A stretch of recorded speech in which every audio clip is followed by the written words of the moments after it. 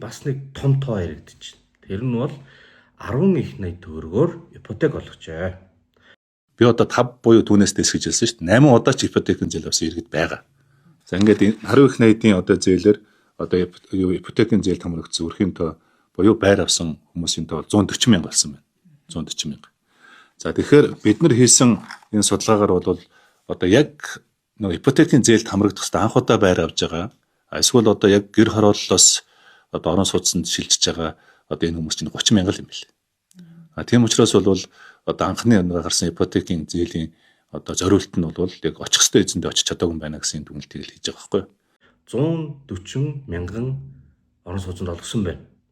За ингээд 140 мянган хүн ипотекийн зээл аваад орон сууцнд орно гэдэг бол сайн хэрэг. Гэхдээ тэр дундаас гэр хорооллоос орсон хүн 30 мянга л байна. Үүгээр би юу хэлэх гэж байна вэ гэхээр 140 мянган гэр хорооллоос орсон бол гэр хороол байхгүй, утаа байхгүй 10 их 80 хүрч хөөж.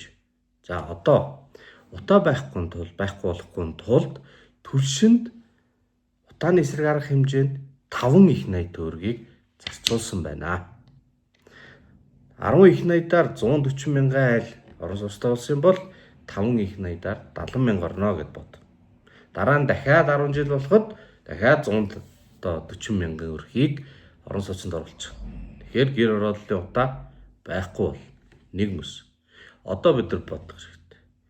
Тийм байхад яагаад тэр мөнгөөр түлштэйгээл ноцолтоод байна вэ? Одоо бүр сайн түлш болохгүй болохоор гадаадаас авч ирээд байна вэ? Гэр хорооллыг тэр чигээр нь орон сууцуулах мөнгө зарчаад байна. Эсвэл хашаанда сууц бариад амьдрах мөнгийг нь ипотек олохгүйгээр шахмал нүүрсэнд өгчөөд байна. Тэр шахмал түлшний технологийн сайжруулалт хөрөнгө оруулалтаас гарсан зөрөө нь хитрхи бага байна. Хитрхи үнэтэй байна. Хит эрсдэлтэй алхам байна. Ийм зүйлийг бол яриад байгаа. За ийм учраас улсын их хурал 2025 оны 53 дугаар тогтоолоор төсвийн мөнгийг түлшинд зуухан зарцуулахгүй орон байрны асуудалд нь утаа гаргадаггүй технологийн шийдэл зарцуулна гэдэг тогтоол баталсан.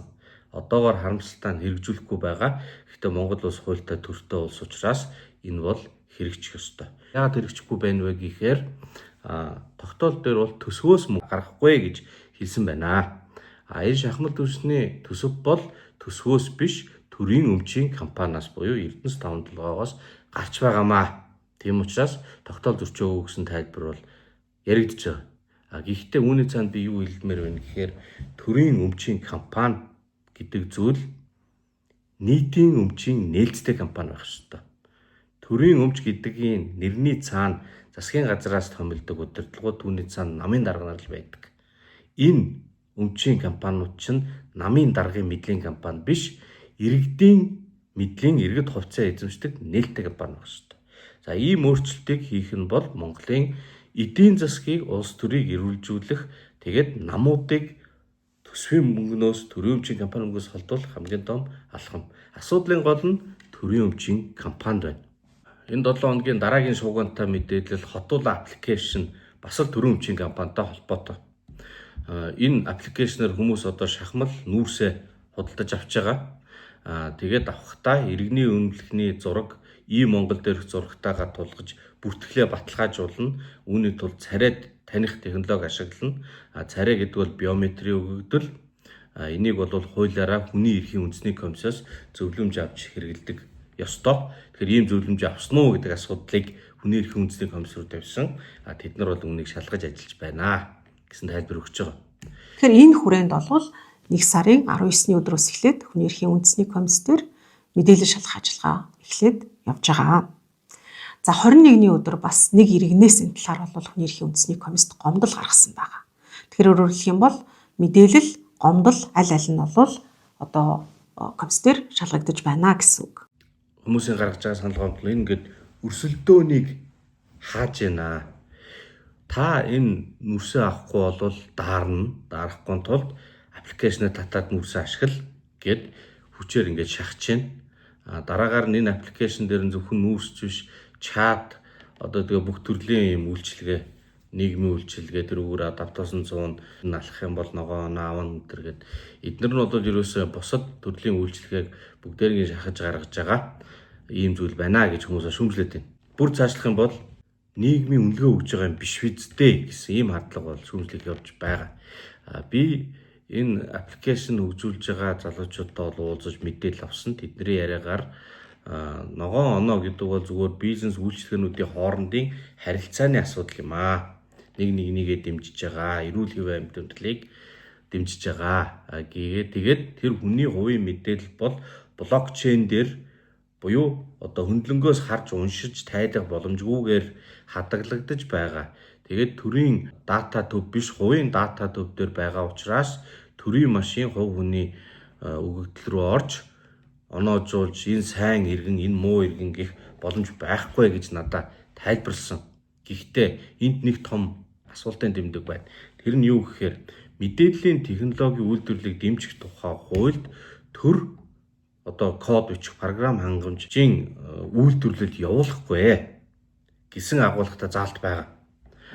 Харин энэ хотол аппликейшнийг хөгжүүлж байгаа компани 34%-ийг нь төр буюу төр хэмээх тогтолцооны нэг хэсэг болох нийслэл эзэмшиж байна. Улаанбаатар хотын хөгжлийн корпорац энэ компани 34%-ийг эзэмшдэг, 66% хвшил байна.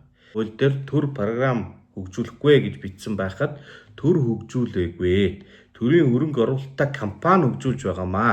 Тэгэхээр болно гэсэн тайлбар нь хэр зохимжтой вэ? Эргэцэн үндэстэй юу? За энэ асуудал дээр бол бид нар дүгнэлт хийх ёстой. Шаардлагатай эргэцэн өөрчлөлтийг хэрэгтэй гэвэл оруулах ёстой гэж үзэж байгаа. За ингээд дахиад нэг асуудал төрийн өмчийн компанитай холбоотой болж таарч байна. Бид нар WeChat-ыг мэднэ хятадтай. Төлбөр тооцоогоо бүгдийн түрүүгээрээ хийн, түүгээрээ худалдаа авалтын, түүгээрээ чатлан, нийгмийн сүлжээ. Гадаадын барууны ертөнцийн энэ чат нийгмийн сүлжээний платформудад бид нар хамаг мэдээлэл алдаад байна шүү дээ. Монголчууд яаж бодож сэтгэгдэх нь хүртэл тийшээ явчихж байна. Дээрээс нь энэгээр авж байгаа үйлчлэгээний мөнгө тийшээ явж байна. Тийм болохоор үндэсний аюулгүй байдлаа бодоод дотоодын чат хөгжүүлье. Тэрэн дээрээ бас дотоодын компаниудыг дэмжиж мөнгө төгрөгөө гадшин фэйсбүүк рүү биш иш нь оруулъя гэдэг зүйл ярьдаг. Яг ийм логикоор Оросууд Max гэдэг аппликейшн хөгжүүлж байгаа. Мөн л ялгаагүй одоо төрийн дэмжлэгтэйгээр илүү олон хүнд хурдан суулгаад ингэж явж байгаа. Гэхдээ нөө хэрэглэн дээр бол хүмүүс таалагдахгүй зөндөө юм байна.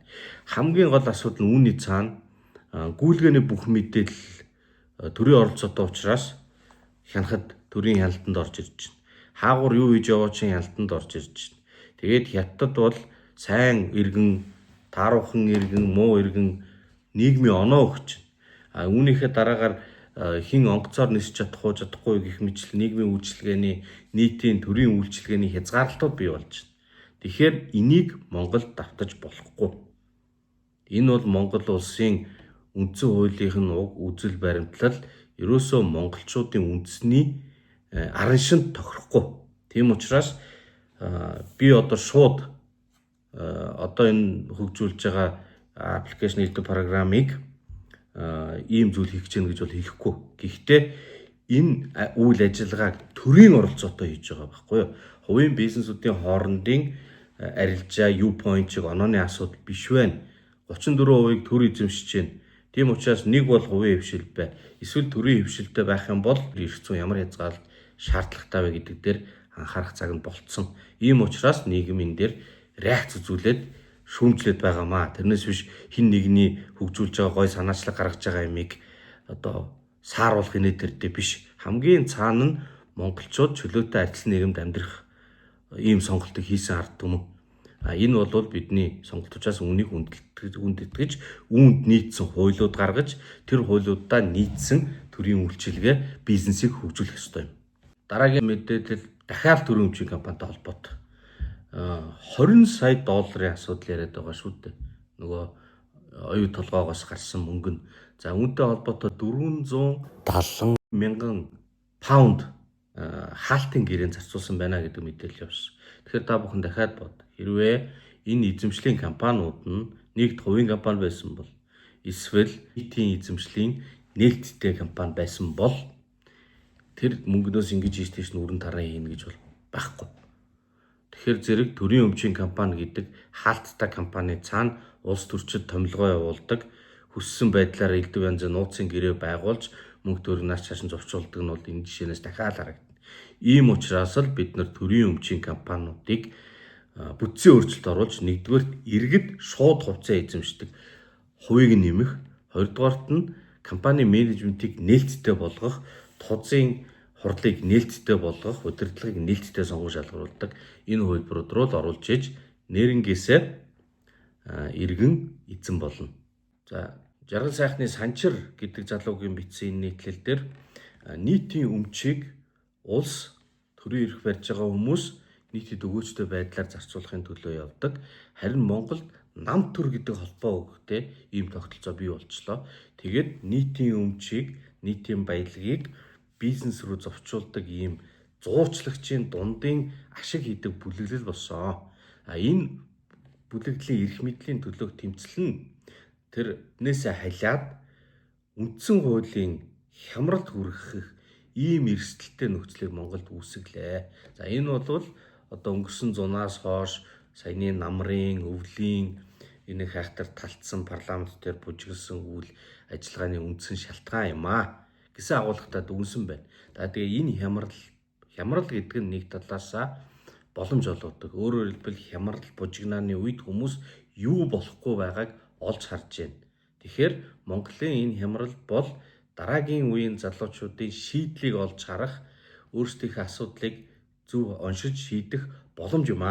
Энэ боломжийг ашиглаж засаж залруулж арчлаа аврах эсэх нь монголчуудын өөртөө ердийн иргэд та биднээс хамаарна гэсэн ийм агуулгатай нийтлэл байна лээ.